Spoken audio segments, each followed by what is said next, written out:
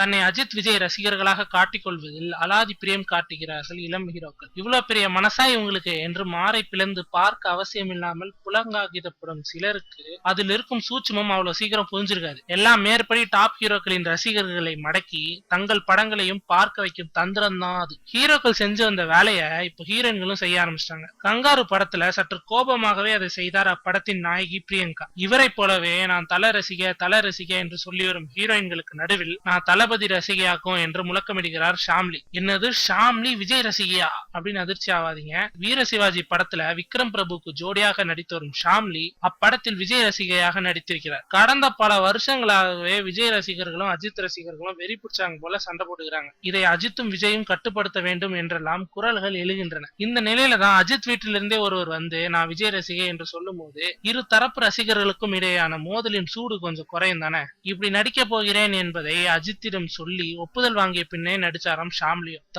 Thalapathy great பானீங்க.